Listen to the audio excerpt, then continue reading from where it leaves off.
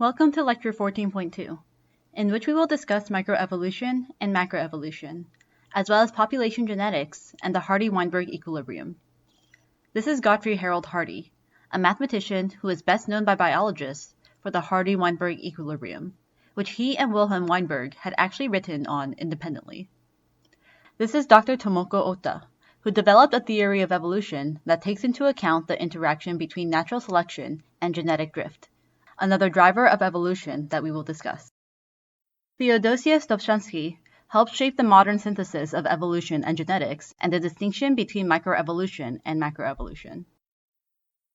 Our learning objectives for this video are to describe the Hardy-Weinberg equilibrium, describe the 5 basic causes of microevolution, which are mutation, gene flow, genetic drift, natural selection, and non-random mating, and define speciation in the context of macroevolution. Population genetics is the study of how the frequency of gene alleles within a population changes over time. Ultimately, this is related to microevolution and how the traits exhibited by a species can change over time. The Hardy-Weinberg equilibrium states that in a population, the allele and genotype frequency are inherently stable and at equilibrium, and that this equilibrium is only disrupted if there is some evolutionary force acting on the population. The assumptions for equilibrium to occur are that the population is very large, mating is random, and there are no mutations, migrations, or selective pressures. Of course, no population would ever fit all of these criteria, and as a result, evolution will occur. There are 5 mechanisms of microevolution that disrupt the Hardy-Weinberg equilibrium: mutations, gene flow, genetic drift, natural selection, and non-random mating. The first mechanism is mutation, which we have previously defined as a permanent change in DNA sequence.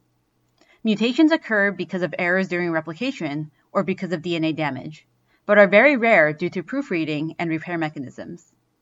However, they are also ultimately the source of new alleles in a population and contribute greatly to genetic variation.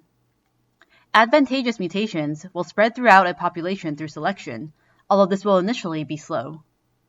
Bacteria are a good example because they replicate quickly and therefore go through more generations in a shorter time span. Say there is a non-resistant bacteria, and after many rounds of binary fission, a bacteria appears that has a mutation. This mutation happens to give drug resistance. When treated with drugs, these are the bacteria that will survive the best. As a result, if some drug-resistant bacteria end up remaining, they will end up replicating and increase the amount of drug-resistant bacteria. On the other end, harmful mutations will be slowly removed from a population so that their frequency in the population is lower than the mutation rate. Ultimately, most mutations are probably neutral or just slightly beneficial or harmful, and it would take a while for there to be a change in their frequency. Another mechanism of microevolution is gene flow. This is the flow of alleles in and out of a population due to the migration of individuals and the gametes they carry from one population to another. In this diagram, one population of bugs has the trait of green color, while another population of the same species has the trait of brown color. The frequency of green here would be 100%, and the frequency of brown here would be 100%. If one of the brown bugs was to migrate and join the population of green bugs, then the phenotype frequency of brown and green bugs would change, and therefore the genotype and allele frequencies would change too. Genetic drift is a mechanism of evolution driven by chance. This is most impactful on small populations, and occurs because alleles are ultimately passed on randomly, so it may or may not be passed on to the next generation. In this extreme example, there are 10 rabbits, and the frequency of the dominant and recessive allele are equal. By chance, only the homozygous dominant and heterozygous rabbits mated and reproduced to have offspring, resulting in a second generation in which the P allele is at 70% and the Q allele is at 30%, and almost all of the rabbits have brown fur. Again, just by chance, only 2 homozygous dominant rabbits breed. This results in a third generation in which all of the rabbits are homozygous dominant, so the P allele is 100% and the Q allele is 0%.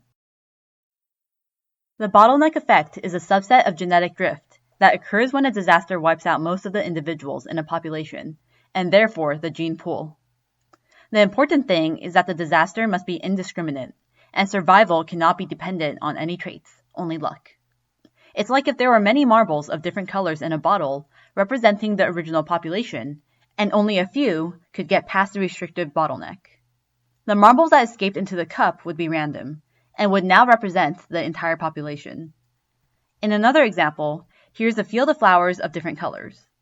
In the original population, there was a mix of red, yellow, and green flowers. Then a fire occurs, and it just so happens that the fire is put out before it can spread beyond this flower. The remaining flowers that survived just so happen to be only green and yellow flowers. There is also the founder effect, in which a portion of a population leaves to start a new population in a new location, or a population is physically split up. The genetics of the new founding fathers and mothers would then represent the entire population. Going back to our marbles example, this would be like if we were to have a bowl of marbles with different colors, and we randomly grabbed a bunch and moved it into a new bowl. In this other example, there are lizards of different colors, but a yellow and a green lizard happen to get split off from the rest of the lizards. As a result, the new population only has yellow and green lizards. Natural selection is another important mechanism of microevolution that allows individuals with phenotypes that are more beneficial for the environment to survive and be more likely to reproduce and pass on their traits. There are several things that are needed for natural selection to occur. First, there needs to be a variation of traits, such as the coat color of the bugs. Second, there needs to be competition due to overproduction. Third, there needs to be some selective pressure in the environment, such as predators, that allows individuals with beneficial traits to be more likely to survive, such as a brown color that allows the bug to blend in better with the dirt. Finally, there needs to be reproduction so that the beneficial traits can be passed on. The alleles that provide the beneficial trait are then more highly represented in the next generation. A fifth mechanism is non-random mating. This is when individuals are more likely to mate based on specific phenotypes, rather than by random chance. A subset of non-random mating is sexual selection, in which the ability of an individual to mate and reproduce is affected by specific traits. Unlike natural selection, the traits chosen are not always adaptive to the environment. For example, a classic example of sexual selection is that peahens prefer peacocks with brighter colored tails, but this would probably not be very advantageous for hiding from predators. Over time, as the genetics of a population changes, new species can arise.